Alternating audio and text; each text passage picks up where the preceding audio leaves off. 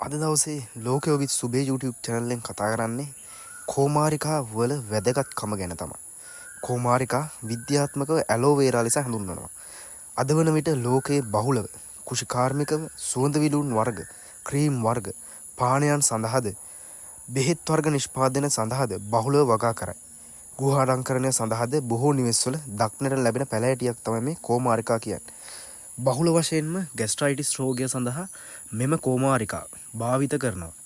නිරෝගිමත් සමක් සඳහා කාන්තාවන් කෝමාරිකා භාවිතා කරනවා. ආහාර දිරවීම සඳහාද කෝමාරිකා භාවිතා කරනවා. විෂනාශක හැකියාව නිසා කෝමාරිකා බහුලව නිවෙස්වල වගා කරනවා. හිසකේ සුදුවීම වැළැක්වීම සඳහාද කෝමාරිකා භාවිතා කරනවා. දියවැඩියාව අඩු කිරීමටද කෝමාරිකා භාවිතා කරනවා.